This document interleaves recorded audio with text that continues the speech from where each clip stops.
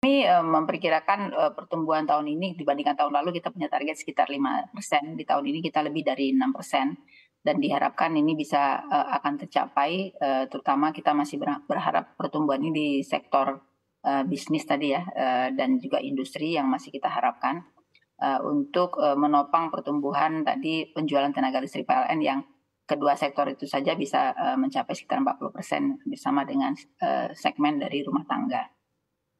Baik, pemerintah juga telah mengeluarkan subsidi kendaraan listrik. Seberapa besar pengaruhnya bagi PLN?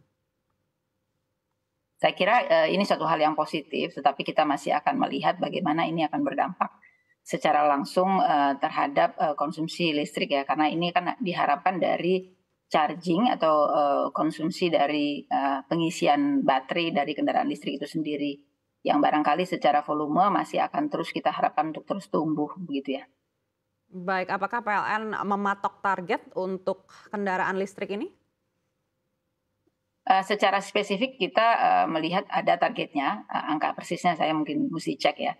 Tetapi karena kita bicara, ini adalah suatu, area yang memang kita sekarang sedang dorong, jadi kita memang mendorong PLN saat ini mendorong, pertumbuhan dari ekosistem, kendaraan listrik ini, dari EV ya, electric vehicles ini, baik dari two wheelers maupun tadi four wheelers, dari kendaraan listrik yang roda 2 maupun roda 4. Nah, intinya dari sisi PLN kita memang mendorong ketersediaan dari, SPKLU dan juga dari sisi tadi home charging ya. Jadi melalui anak usaha kami yang kami saat ini, juga mendorong yang namanya pendapatan dari sisi Beyond KWH, selain tadi menyediakan akses, kepada charging station ini, kami juga menyiapkan, berbagai perangkat, untuk tadi memungkinkan masyarakat, memiliki kemudahan dari, charging ini, baik di rumah maupun di stasiun-stasiun pengisian kendaraan listrik yang umum begitu ya. Jadi kami terus mendorong ini karena tentu saja ini akan memiliki suatu, masa atau periode untuk pick up, sehingga secara target barangkali, kami tidak memiliki suatu target yang, besar untuk tahun ini terutama ya. Tetapi kita mendorong bagaimana ekosistem, ekosistem dari kendaraan listrik ini dapat terbangun dengan, baik sehingga nanti pada gilirannya dalam 2 3 tahun ke depan, konsumsi listrik dari kendaraan listrik ini akan, terus meningkat. Baik, apakah PLN menilai 2 hingga 3 tahun ke depan ini ya merupakan periode yang cukup juga untuk bisa menumbuhkan konsumsi dari kendaraan listrik ini hingga mencapai puncaknya? Ya, kami tentu saja harus optimis karena ini adalah suatu energi masa depan ya. Kita tidak punya pilihan banyak untuk terus bergantung kepada energi fosil dan ini juga sejalan dengan, roadmap dari PLN untuk terus nanti akan menuju net zero pada tahun 2060 dan salah satunya, eee eee, konsumsi listrik dari kendaraan listrik ini akan menjadi suatu, tumpuan juga. Nah, ini sebagaimana juga di negara maju bahwa berbagai upaya, dan teknologi terus dikembangkan bagaimana kendaraan listrik ini dapat, terus maju dan menjadi pilihan bagi masyarakat yang concern terhadap energi bersih ya. Baik, Selain Bu. itu juga efisien sekali dibandingkan dengan, kendaraan yang non listrik ya. Baik, Bu Sintia, kita tahu konsumsi listrik nasional ini naik. Lalu bagaimana dengan pasokannya? Apakah masih surplus juga? Secara umum masih surplus, jadi di berbagai, sistem di wilayah Indonesia, sebagian besar itu kita bisa katakan saat ini PLN dalam kondisi yang berkecukupan.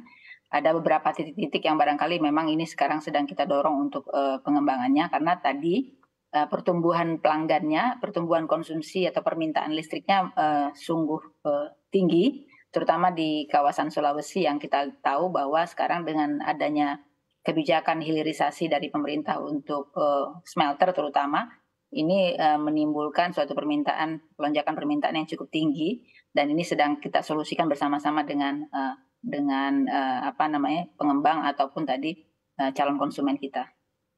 Baik, sebelumnya kita tahu ada negosiasi dengan IPP terkait penundaan operasional pembangkit. Seperti apa update-nya saat ini?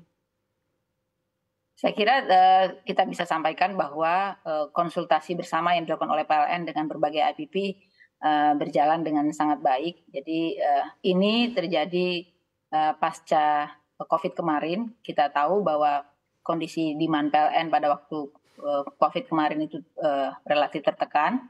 Kemudian juga dari sisi IPP-nya sendiri juga mereka memiliki tantangan untuk dapat menyelesaikan konstruksi pembangkit yang sedang berjalan karena adanya keterbatasan dari supply chain atau logistik dari peredaran capital goods dari mereka dan juga pembatasan dari pekerja. Sehingga tadi secara kepentingan kedua belah pihak ini dapat dijembatani dengan proses konsultasi bersama kita dan kita dapat mencapai suatu hasil yang cukup baik dengan para pengembang ini. Ada beberapa hal yang dapat kita sepakati selain tadi pemunduran dari commercial operation date, jadi tanggal operasi komersial dapat dimundurkan, jadi diselaraskan dengan kebutuhan sistem.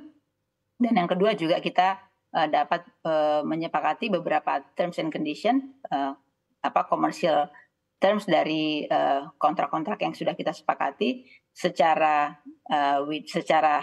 voluntary, secara kesepakatan bersama, dan ini sangat baik bagi kami tentunya karena ini dapat selaras dengan kebutuhan kita dan juga dengan di dalam koridor dari kontrak-kontrak yang sudah kita sepakati.